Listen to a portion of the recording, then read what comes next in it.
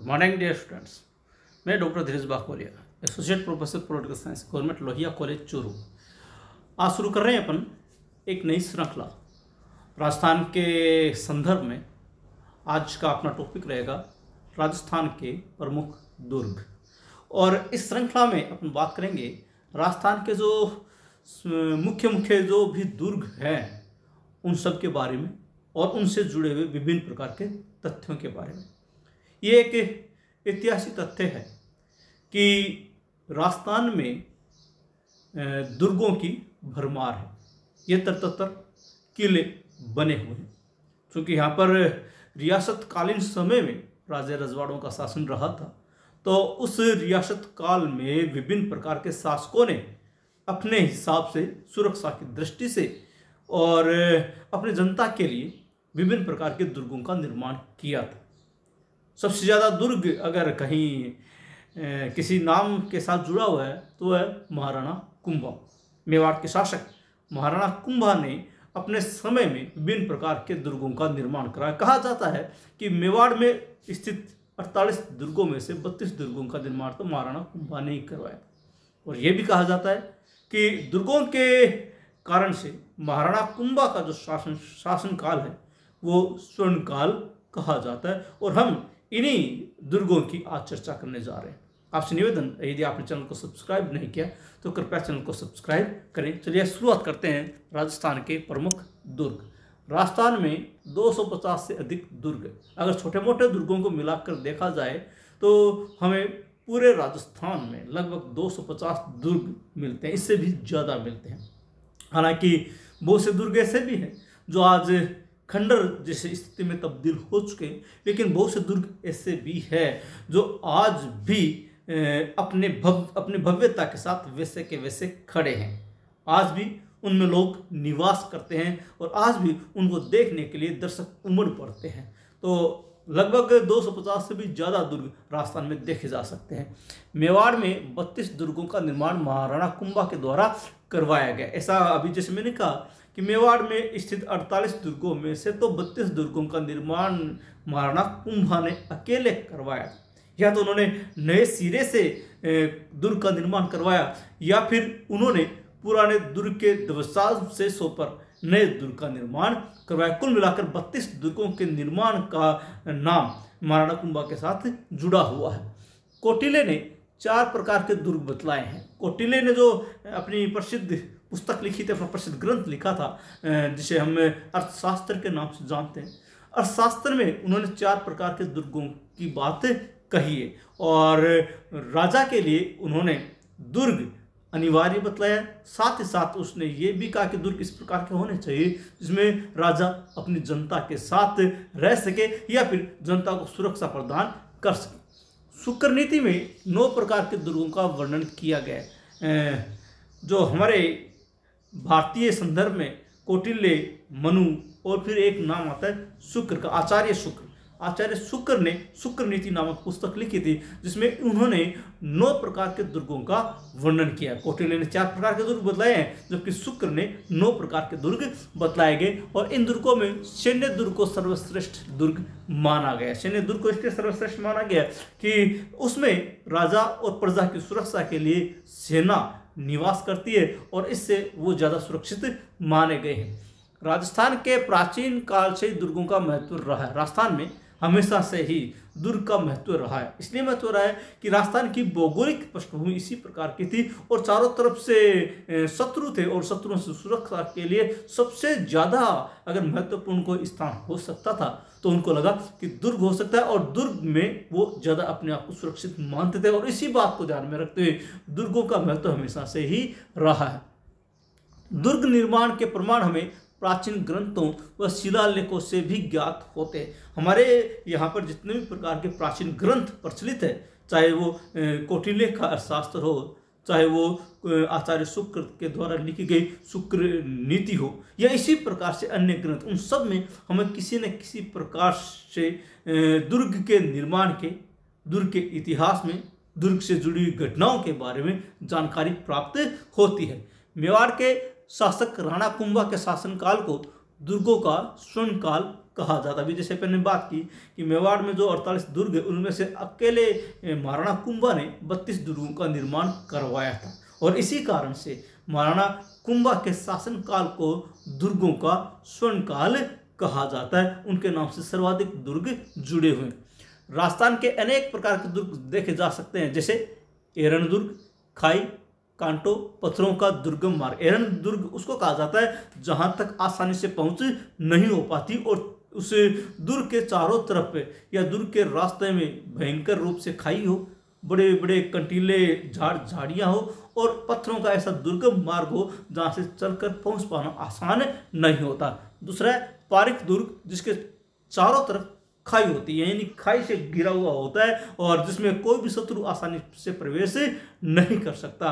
और प्रवेश करने के लिए एक विशेष दरवाजा होता है और दरवाजे को खाई को पार करने के लिए दरवाजे तक एक विशेष प्रकार की चीज का निर्माण किया जाता है, जो एक प्रकार का लकड़ी का बना होता है, जिस पर बाहर जाने के लिए या अंदर आने के लिए उसको खोला जाता है, अन्यथा वो बंद ही रहता है।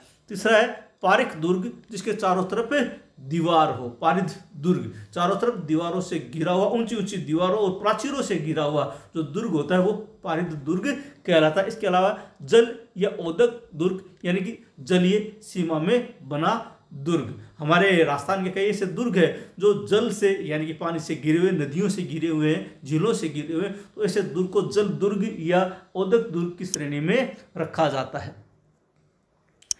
धनव दुर्ग, जो चारों तरफ मरुभूमि हो, जैसे कि सोनारगढ़ यानी जैसलमेर का जो किला है वो इस श्रेणी में आता है, जो चारों तरफ से मरुस्थल से घिरा हुआ।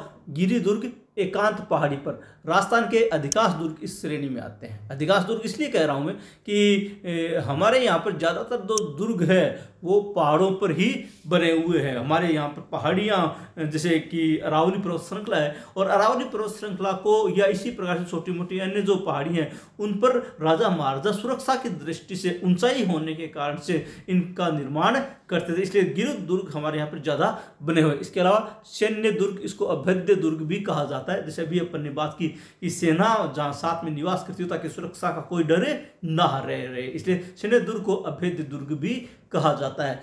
सहाय दुर्ग, जिसमें सूरवीर व सदैव युद्ध के अनुकूल रहने वाले मित्र बंधु सहित निवास करते हो। कौटिल्य ने इस दुर्ग को सर्वश्रेष्ठ दुर्ग बतलाया। शुक्र ने सैन्य दुर्ग को सर्वश्रेष्ठ बतलाया, जबकि कौटिल्य ने सहाय दुर्ग को सर्वश्रेष्ठ बतलाया। सहाय दुर्ग में जिसमें सूरवीर और सदैव युद्ध के अनुकूल रहने वाले मित्र बंधु और परिवार सहित जिसमें निवास करते हैं उसको सहाय दुर्ग कहा जाता है। वन दुर्ग, वृक्ष, झुरमुट या जंगल से घिरा हुआ दुर्ग वन दुर्ग की श्रेणी में आता है। राजस्थान में भी ऐसे दुर्ग है जो वन दुर्ग की श्रेणी में आते हैं। कौटिल्य ने 4 प्रकार के दुर्गों का उल्लेख किया। कौटिल्य का जो प्रसिद्ध ग्रंथ है अर्थशास्त्र, उसमें उसने 4 प्रकार के दुर्ग बतलाए हैं। पहला है ओदक दुर्ग। ओदक का अर्थ होता है जल, ओदक यानी कि जल, जो जल से घिरा हुआ दुर्ग हो उसको ओदक दुर्ग कहा जाता है। जल से घिरे हुए द्वीप की भांति के दुर्ग इस श्रेणी में आते हैं, जैसे कि गागरोन का दुर्ग। गागरोन आप जानते हैं काली सिंधु और पार्वती नदी के संगम पर जल से घिरा हुआ दुर्ग है, और इस दुर्ग को हम इस ओदक दुर्ग की श्रेणी में रखते हैं, जो जल से घिरा हुआ और एक द्वीप की भांति प्रदर्शित होता हो। अगला है पार्वत दुर्ग, किसी पहाड़ी पर स्थित एवं चारों ओर से पर्वत श्रेणियों से घिरे दुर्ग को पार्वत दुर्ग कहते हैं। राजस्थान के अधिकांश दुर्ग इसी श्रेणी में बने हुए। अभी अपन ने बात की थी कि राजस्थान के जो ज्यादातर दुर्ग है वो पर्वत दुर्ग की श्रेणी में आते हैं, जो ऊंची ऊंची पहाड़ियों पर बने हुए होते हैं और चारों तरफ से पहाड़ों से घिरे हुए होते हैं। कई दुर्ग तो ऐसे हैं जैसे कि कुंभलगढ़ का दुर्ग, वो आसानी से दूर से नजर भी नहीं आता। इस प्रकार से चारों तरफ से अरावली की घनी पहाड़ियों से घिरा हुआ है कि वो दूर से नजर नहीं आता। जो एकदम से पास में पहुंचते हैं तब पता चलता है कि वहां पर दुर्ग स्थित है। इसलिए राजस्थान के दुर्ग अधिकांश दुर्ग इस श्रेणी में, और इसमें सबसे सर्वोत्तम उदाहरण है चित्तौड़गढ़ का दुर्ग। तीसरा है धानवन दुर्ग। संस्कृत में इसका अर्थ होता है मरुस्थल। धानवन का तात्पर्य संस्कृत भाषा में मरुस्थल यानी कि जो मरुभूमि से घिरा हुआ हो। चारों तरफ से मरुस्थल से घिरे हुए दुर्ग को धानवन दुर्ग कहा जाता है, जैसे सोनारगढ़ का दुर्ग। सोनारगढ़ यानी कि जैसलमेर का जो किला है वो धानवन दुर्ग की श्रेणी में आता है, क्योंकि ये चारों तरफ से मरुस्थल से घिरा हुआ है। और आज भी आप देखेंगे तो रेगिस्तान से घिरे हुए दुर्ग को एक ऐसा लगता है जैसे रेगिस्तान में किसी जहाज ने पड़ाव डाल रखा हो, तो वो आप कहलाता है धानवन दुर्ग। अगला है वन दुर्ग। बीहड़ वन से चारों ओर से घिरे हुए दुर्ग को वन दुर्ग कहते हैं। इसे मेवास दुर्ग भी कहा जाता है। जैसे रणथंभौर दुर्ग जो चारों तरफ से घने जंगल से, घने वन से, कंटीली झाड़ियों से घिरा हुआ हो, उस दुर्ग को वन दुर्ग की श्रेणी में रखा जाता है। वन दुर्ग को मेवास दुर्ग भी कहा जाता है। और इसका सर्वोत्तम उदाहरण आपको राजस्थान में देखने को मिलेगा, रणथंभौर का दुर्ग जो चारों तरफ से वन से, घने वन से घिरा हुआ है। चलिए शुरुआत करते हैं। चित्तौड़गढ़ दुर्ग आज जिसकी अपन चर्चा करेंगे मुख्य रूप से वो है चित्तौड़गढ़ और कुंभलगढ़ का दुर्ग। चित्तौड़गढ़ दुर्ग को विचित्रकूट भी कहा जाता है। चित्तर दुर्ग अर्थात चित्तौड़गढ़ समुद्र तल से 1850 फुट ऊंचा। चित्रदुर्ग यानी चित्तौड़गढ़ दुर्ग को विचित्रकूट या चित्रदुर्ग भी कहा जाता है और ये समुद्र तल से 1850 फीट ऊंचा है, 3 मील लंबा और आधा मील चौड़ा है। ये अभी अपन और भी बात करेंगे इसके बारे में। ये राजस्थान का सबसे बड़ा लिविंग फोर्ट भी कहा जाता है। ये 3 मील लंबा है और कम से कम आधा मील चौड़ा है। एक यूं कह सकते हैं कि एक छोटे नगर की भांति है, एक गांव की भांति इतना लंबा चौड़ा फैला हुआ दुर्ग। बेड़च व गंभीरी नदियों के संगम पर स्थित। हालांकि एकदम किले के नीचे से बेड़च और गंभीरी नदियां नहीं गुजरती, लेकिन चित्तौड़गढ़ में बेड़च और गंभीरी नदियों का मिलन होता है, इसलिए वहां पर स्थित होने के कारण ऐसा भी कहा जाता है कि बेड़च व गंभीरी नदियों के संगम पर स्थित। किसी समय ये किले के पास से गुजरा करती थी, लेकिन आज ये किले से काफी दूर गुजरती है दोनों ही नदियां। इस दुर्ग पर बस्ती, मंदिर, महल, खंडर आदि है, तो वहीं पानी के कुंड, तालाब, बावड़ियां आदि आपको यहाँ पर सब कुछ देखने को मिलेगा इस दुर्ग में। यहाँ पर लोगों की बस्ती, आज भी इस किले में लोग निवास करते हैं। हालांकि जो किले हुआ करते थे, जो दुर्ग हुआ करते थे, उसमें राज परिवार और उनके सगे संबंधी ही रहा करते थे। लेकिन राजस्थान के 2 दुर्ग ऐसे हैं जो लिविंग फोर्ट की श्रेणी में आते हैं। वहां आम जन, वहां की प्रजा भी उसमें निवास करती थी और आज भी निवास करती है। आज भी आप चित्तौड़गढ़ किले में जब इसके प्रथम द्वार से प्रवेश करते हैं, उसके पश्चात आपको वहां पर बस्तियां नजर आती है, लोग नजर आते हैं, उनके घर नजर आते हैं, वो खेतीबाड़ी करते हुए नजर आते हैं। तो इस दुर्ग के भीतर आपको लोगों की बस्तियां भी देखने को मिलेगी, मंदिर भी देखने को मिलेंगे, राजा महाराजाओं के महल भी मिलेंगे और ऐसे खंडर भी मिलेंगे जो कभी ऐतिहासिक हुआ करते थे, जो आज खंडर में तब्दील हो चुके हैं। चित्तौड़गढ़ दुर्ग में आपको पानी के अथाह भंडार भी मिलेंगे, कुंड भी मिलेगी, बावड़ी भी मिलेगी, तालाब भी यहाँ पर मिलेंगे। इस किले के संबंध में एक भ्रांति यह भी है कि बप्पा रावल ने 8वीं शताब्दी के आसपास मानमौरी को परास्त कर चित्तौड़ को अपने अधीन कर लिया था। ऐसा हमें कई पुस्तकों में देखने को मिलता है। इस बारे में हम आप भी जब पढ़ेंगे आपको ये चीज़ मिलेगी कि बप्पा रावल ने 8वीं शताब्दी में, हम ये मानते हैं बप्पा रावल जो मेवाड़ का वंश था उसके संस्थापक माने जाते हैं। और इस बारे में एक किंवदंती भी है कि बप्पा रावल ने 8वीं शताब्दी के आसपास मानमौरी को परास्त कर चित्तौड़ को अपने अधीन किया था। ये हमें कई पुस्तकों में ऐतिहासिक तथ्य के रूप में मिलते हैं, लेकिन ये भ्रांति है, वास्तविकता नहीं है। देखिएगा, विक्रम संवत 811 के कुकड़ेश्वर के शिलालेख से प्रमाणित होता है कि इस समय तक कुकड़ेश्वर नामक मौर्य वंशी शासक यहाँ शासन कर रहा था। अब देखिए आप, एक तरफ ये कहते हैं कि 8वीं शताब्दी में बप्पा रावल ने मानमौरी से चित्तौड़ छीना था, जबकि विक्रम संवत 811 के कुकड़ेश्वर के शिलालेख में ये उल्लेखित है कि इस समय तक, यानी कि 811 विक्रम संवत 811 तक कुकड़ेश्वर नामक मौर्य वंशी शासक यहाँ पर शासन कर रहा था। अगर 811 यानी कि 9वीं शताब्दी में अगर कोई व्यक्ति मौर्य वंशी शासक यहाँ शासन कर रहा था, तो 8वीं शताब्दी में बप्पा रावल का मानमौरी से चित्तौड़ प्राप्त करना एकमात्र गलत भ्रांति है। इसमें कोई ऐतिहासिक साक्ष्य नहीं है। वास्तव में उस समय तक यहाँ पर इनका शासन नहीं था।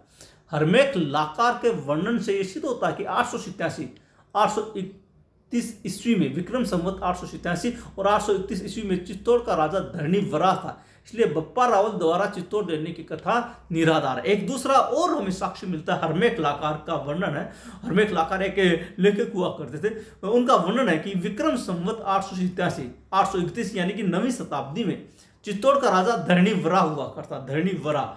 और अगर 9वीं शताब्दी में चित्तौड़ का मौर्य शासक धरणी वरा था, तो 8वीं शताब्दी में बप्पा रावल चित्तौड़ प्राप्त नहीं कर सकता। इसलिए जो चित्तौड़ प्राप्त करने की बप्पा रावल से संबंधित जो कहानी है वो निराधार मानी गई। ये दुर्ग मौर्यों से प्रतिहारों के पास गया, प्रतिहारों से सोलंकियों के पास। 1231 ईस्वी में कुमारपाल के भतीजे जयपाल को मेवाड़ के राजा सामंत सिंह ने हराकर किले पर अधिकार स्थापित किया। अब देखिएगा इसकी कहानी क्या है कि ये सबसे पहले हम ये मानते हैं कि मौर्यों ने इस किले का निर्माण किया था, चित्रांगद मौर्य ने, और उसके पास मौर्य के पश्चात ये आया प्रतिहारों के पास, प्रतिहारों के पास से ये चला गया सोलंकियों के पास, और सोलंकियों के बाद 1231 ईस्वी में यानी कि 13वीं शताब्दी में कुमारपाल के भतीजे जयपाल को मेवाड़ के राजा सामंत सिंह मेवाड़ के शासक हुआ करते थे, उन्होंने हराकर इस किले पर अधिकार स्थापित किया। यानी कि 13वीं शताब्दी में ये जो चित्तौड़ का किला था ये मेवाड़ के शासकों के अधीन आया। उससे पहले मेवाड़ के शासकों के पास ये किला नहीं हुआ करता था। डॉक्टर दशरथ शर्मा जैत्र सिंह, जिनका कार्यकाल 1213 से 1253 ईस्वी को प्रथम चित्तौड़ विजेता मानते हैं। हालांकि अलग अलग चीज़ों में हमें अलग अलग चीज़ें देखने को मिलती है। कहीं पर यह उल्लेख मिलता है कि 1231 ईस्वी में कुमारपाल के भतीजे जयपाल को मेवाड़ के राजा सामंत सिंह ने हराया था और किले पर अधिकार किया था। और दशरथ शर्मा जो इतिहासकार है वो ये मानते हैं कि जैत्र सिंह जो 1213 में मेवाड़ के शासक बने थे, 1213 से 1253 ईस्वी तक इन्होंने चित्तौड़ दुर्ग को जीता था। चित्तौड़ को इन्होंने अपनी प्रारंभिक राजधानी बनाया था। हालांकि जैत्र सिंह की इससे पहले जो राजधानी हुआ करती थी वो नागदा हुआ करती थी। नागदा के पश्चात उनकी राजधानी चित्तौड़ बनी, वो जैत्र सिंह के समय बनी थी। अगर आप मेवाड़ के इतिहास के बारे में देखेंगे तो आपको ये पता चलेगा कि जैत्र सिंह ने ही चित्तौड़ को अपनी राजधानी बनाया था। इसलिए जो पहले की जो बातें हैं वो हमें थोड़ी सी निराधार सी प्रतीत होती। खैर, दशरथ शर्मा के अनुसार जैत्र सिंह चित्तौड़ का पहला विजेता है। किला चारों तरफ से सुदृढ़ दीवारों से घिरा हुआ है। आप कभी किला घूमने जाएं तो आपको पता चलेगा कि एक बहुत लंबी चौड़ी प्राचीर दीवार बनी हुई है, जो उस दीवार से ये किला घिरा हुआ है। चारों तरफ से किले को आप एक पहाड़ी के ऊपर से देखेंगे तो आपको लगेगा कि बहुत लंबी चौड़ी दीवार से वो घिरा हुआ है। इसकी सुरक्षा के लिए एक मुख्य द्वार तथा 7 अन्य द्वार बने हुए हैं। कुल मिलाकर 8 द्वार है। एक मुख्य द्वार जो पहले ही आएगा, उसके पश्चात जैसे जैसे आप आगे बढ़ेंगे, बढ़ते बढ़ते आपके सामने 7 और अन्य द्वार आते चले जाएंगे। उनको कहते हैं, पहला है पांडन पोल, इसको पटवन पोल भी कहा जाता है। दूसरा भैरव पोल, तीसरा है गणेश पोल, चौथा है लक्ष्मण पोल, फिर है जोडन पोल, फिर है राम पोल और अंतिम है त्रिपोलिया गेट या त्रिपोलिया पोल। ये 7 दरवाजे और एक मुख्य दरवाजा समेत 8 दरवाजे चित्तौड़ के किले में बना हुआ है। पहला पांडन पोल और अंतिम है त्रिपोलिया गेट। इस दुर्ग के बारे में कहावत है कि गढ़ तो चित्तौड़गढ़ बाकी सब गढ़ैया, क्योंकि चित्तौड़ किले के सामने बाकी सब छोटे महसूस होते हैं, छोटे लगते हैं। इतनी लंबी चौड़ाई में फैला हुआ दुर्ग सिर्फ एकमात्र यही है राजस्थान का। अभी जैसे अपन ने बताया 3 मील लंबा, आधा मील चौड़ा, इतना लंबा चौड़ा दुर्ग यही देखने को मिलता है। इसीलिए इसके बारे में कहा गया है कि गढ़ तो चित्तौड़गढ़ बाकी सब गढ़ैया। यह दुर्ग धानवन के अलावा सभी श्रेणियों में शामिल है, लेकिन मुख्य रूप से गिरु दुर्ग कहलाता है। हालांकि ये इसलिए शामिल है कि पहले ये वन दुर्ग की श्रेणी में भी आता था, वन जंगलों से घिरा हुआ था, 2 नदियां इसके पास से बहती थी, जल दुर्ग की श्रेणी में भी आता था। और मुख्य रूप से गिरु दुर्ग क्योंकि एक पहाड़ी के ऊपर स्थित, धानवन दुर्ग नहीं क्योंकि इसके चारों तरफ रेगिस्तान नहीं है, इसलिए ये धानवन दुर्ग के अलावा के सभी श्रेणियों में शामिल है।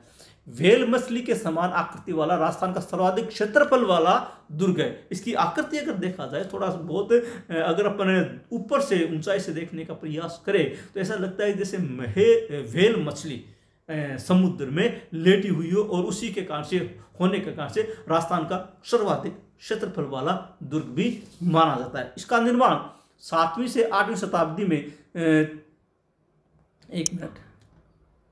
इस दुर्ग का निर्माण 7वीं 8वीं शताब्दी में चित्रांगद मौर्य द्वारा करवाया गया था। जो मौर्य शासक थे चित्रांगद मौर्य, और शायद उनके नाम से ही इसका नाम विचित्रकूट पड़ा था। और चूंकि चित्तौड़गढ़ में स्थित था इसलिए इसका नाम चित्तौड़गढ़ दुर्ग भी पड़ गया। 7वीं 8वीं शताब्दी में इसके निर्माण का श्रेय दिया जाता है चित्रांगद मौर्य को। यह किला 3 शाखों के लिए प्रसिद्ध। यहाँ पर ऐतिहासिक रूप में 3 शाखे हुए, यानी कि जौहर और केसरिया, जहाँ पर दोनों हो वो शाखा कहलाता है। पहला साका 1303 ईस्वी में हुआ था, जब राणा रतन सिंह यहाँ के शासक हुआ करते थे और यहाँ पर पद्मिनी का जौहर हुआ था। राणा रतन सिंह, जब अलाउद्दीन खिलजी ने चित्तौड़ के ऊपर आक्रमण किया था, राणा रतन सिंह शासक हुआ करते थे। राणा रतन सिंह की पराजय हुई, अलाउद्दीन खिलजी जीत हुई और रानी पद्मिनी जो अलाउद्दीन खिलजी जिसको प्राप्त करना चाहता था, उसने आखिरकार जौहर किया। इसलिए चित्तौड़ का पहला शाका सन 1303 ईस्वी में राणा रतन सिंह के समय हुआ, पद्मिनी का जौहर। दूसरा शाका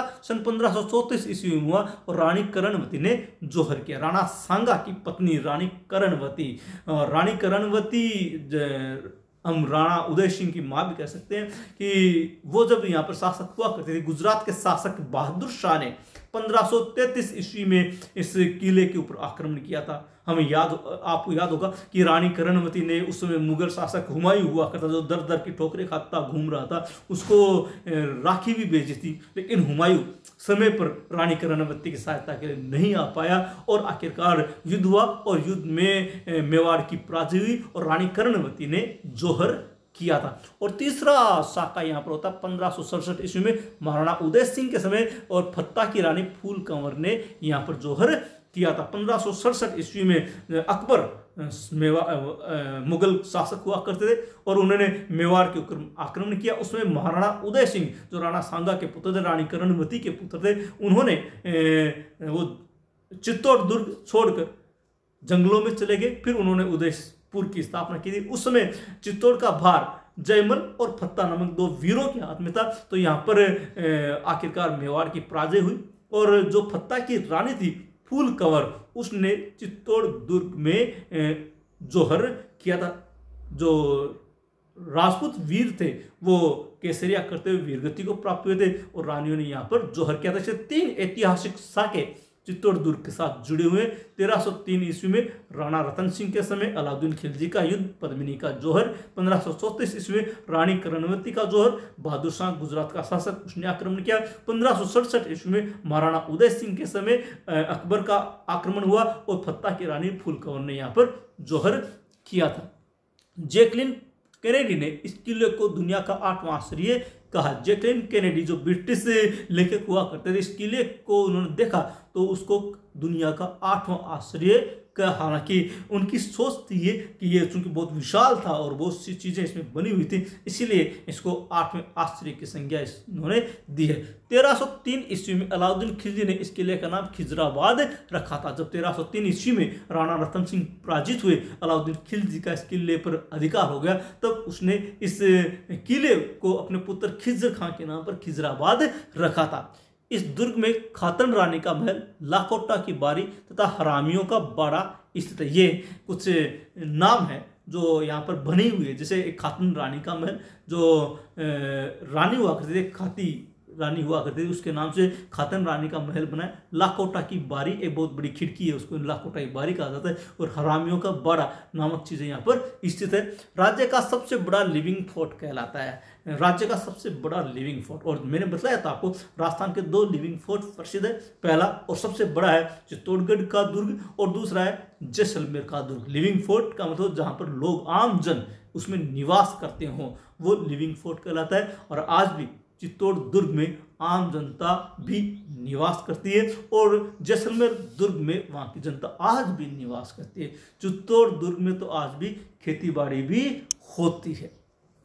यह है चित्तौड़ का ऐतिहासिक दुर्ग। ये जो देख रहे हैं आप, ये पानी का साधन हुआ करता था, ये पानी का साधन हुआ करता था। ये विजय स्तंभ है। ये जो आप देख रहे हैं साइड में, ये मंदिर से बने हुए, ये मीरा मंदिर है। ये जो आप देख रहे हैं सबसे ऊंचा जो ये मीरा मंदिर है और ये इसकी प्राचीर है, चारों तरफ से प्राचीर है ये यहाँ से। और प्राचीर का मतलब दीवार है जो इसको चारों तरफ से फैली हुई है। ये गिरि दुर्ग का एग्जाम्पल माना जाता है। इस दुर्ग में 9 कोठा मकान, 9 कोठा जिसमें एक साथ 9 मकान, 9 कमरे बने हुए, उसको चूंकि कमरों को कोठा भी कहा जाता है राजस्थान में, इसलिए इसको 9 कोठा मकान या नवल खां भंडार भी कहा जाता है। नवल 9 के कारण से बना है, नवल खां भंडार। ये इसका निर्माण बनवीर ने करवाया था। हम जानते हैं राणा उदय सिंह की हत्या करने के लिए बनवीर आया था, तो इस बनवीर ने इस नवल खां भंडार का निर्माण करवाया था। यहाँ पर कुंभश्याम मंदिर भी बना हुआ जिसका निर्माण कुंभा के द्वारा करवाया गया। मीरा मंदिर भी बना हुआ है। तुलजा भवानी मंदिर भी इसका निर्माण बनवीर ने करवाया था। कालिका माता का मंदिर, जयमल की हवेली, रैदास की छतरी, रैदास मीरा के गुरु हुआ करते थे, इनकी छतरी भी हम चित्तौड़ के किले में देख सकते हैं। जयमल फत्ता की छतरी जो चित्तौड़ के आक्रमण के समय जो अकबर ने आक्रमण किया था 1567 में, उसमें वीर गति को प्राप्त हुए थे ऐतिहासिक वीर जयमल और फत्ता, इनकी छतरी भी यहाँ चित्तौड़ दुर्ग में बनी हुई।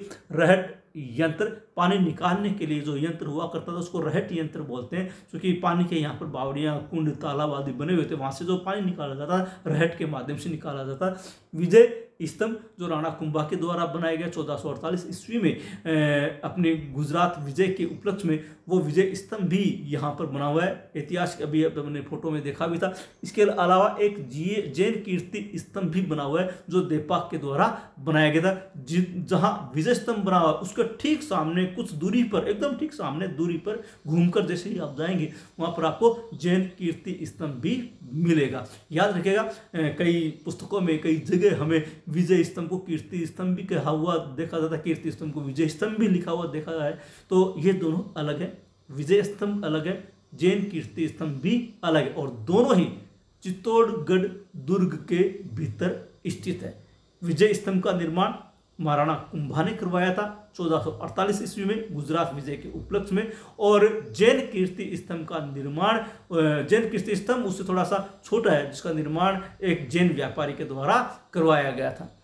पद्मिनी महल, चित्तौड़ जो ये विजय जो स्तंभ है उससे पहले ही एक छोटे से पार्क में बना हुआ है पद्मिनी का महल। उसके पास में एक छोटा सा तालाब भी बना हुआ है जहाँ से अलाउद्दीन खिलजी को उस तालाब में पद्मिनी की झलक एक शीशे के माध्यम से दिखाई गई थी।